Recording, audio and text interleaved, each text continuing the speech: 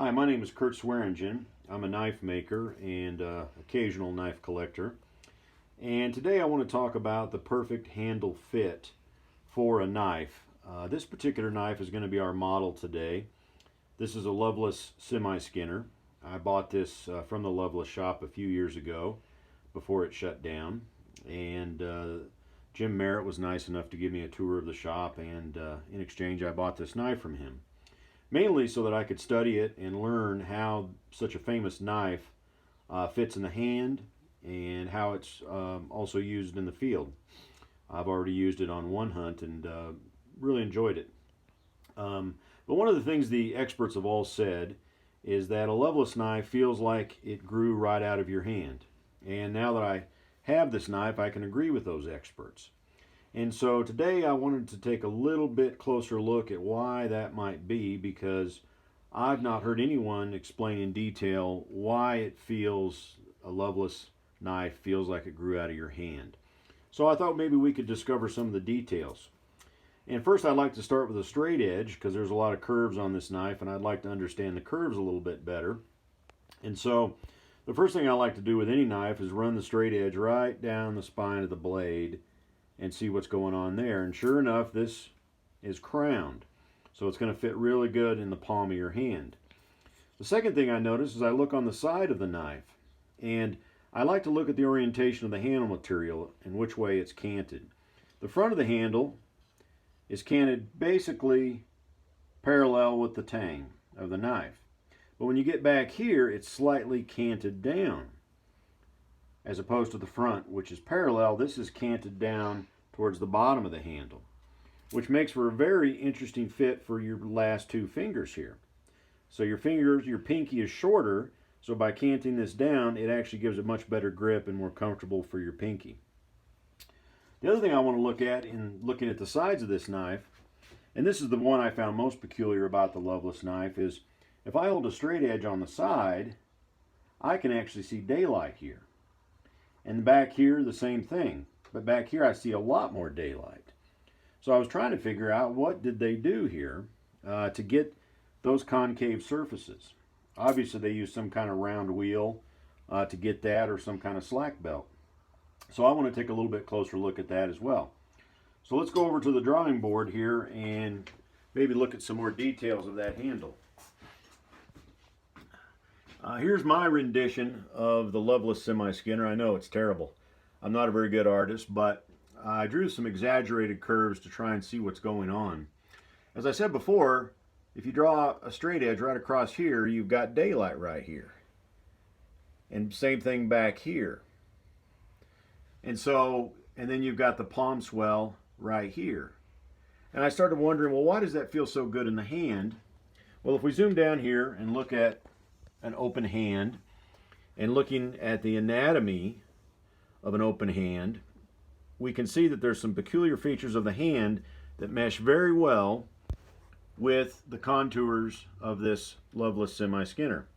First of all, I'd like to highlight the pinky right along here is a high ridge, and the index finger right along here is a high ridge, and then it's concave right here, which matches very well with the palm swell of the handle. And because these are high ridges, you want this to stick out a little further for the palm of the hand, and for these to grab both ends of the handle. But there was also something peculiar going on with this handle that I noticed when I looked at it a little closer. And that has to do with the ring finger here.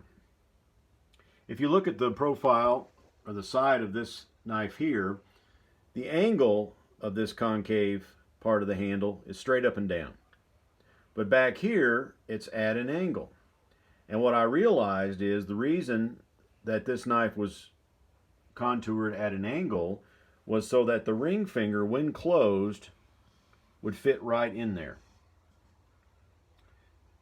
making it comfortable for the back two fingers. If this had just been contoured straight down like the front, then that would have cramped the ring finger from closing on the handle, and thus it wouldn't have felt like it grew right out of your hand.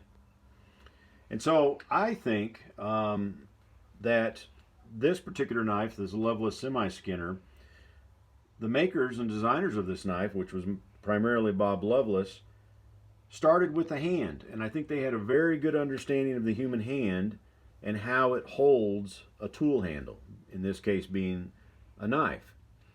And I think that's very important when shaping a knife handle, is that we shape it to fit the hand so that when we're using it, it won't hurt our hand. And in fact, if you hold a Loveless knife, you won't find any hot spots on that handle.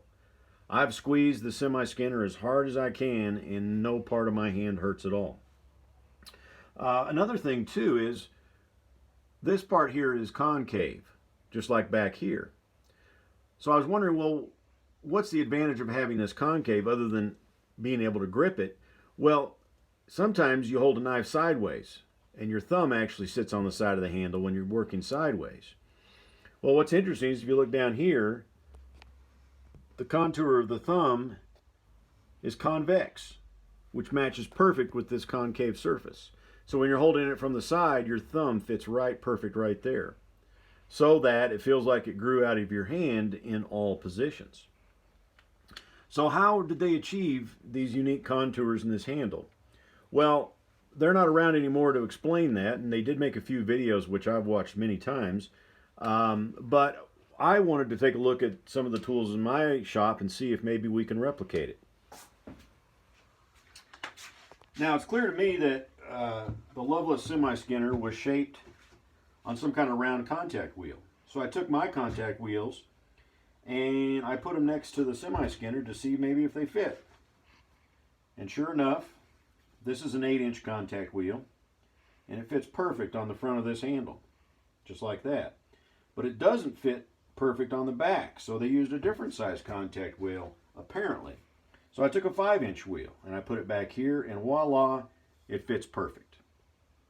So we used 2 different wheels to shape the sides of this handle, which makes the fit very diverse. The front more flat, while the back is a lot more contoured, which gives a deeper seat for your fingers so that you can control the forward and backward motion a lot better. You have more security in your grip. Now, alternatively, a lot of makers, myself included, often use a flat platen to shape the front of the knife. Yes, we'll contour the back, but we use a flat platen, and you won't get the same feel. That thumb won't sit in there as nice if this surface was just flat. By having it concave, the thumb fits perfect right there. And so it feels good in all positions. There's no hot spots in any positions on this knife. So that's just a brief overview of perhaps why a Loveless knife feels so good in the hand. And why these knives were so famous is because a lot of thought went into these knives and how they were going to be used, how they would be held, and it makes for what I believe to be the perfect handle fit for this particular knife. Anyways, these are my views on what constitutes a perfect handle fit. If you'd like to leave any comments or feedback on some of your ideas for a perfect handle fit, I'd love to hear about them. And if you have any suggestions on other Loveless knives and how they fit in the hand, I'd love to hear about that too. I only own a few Loveless knives, and I'm not familiar with some of the fighters and some of the more famous models. Anyways, thanks for watching today, and I hope this video was helpful for you, and keep on studying knives and learning just as I have, and I think you'll find it very enjoyable.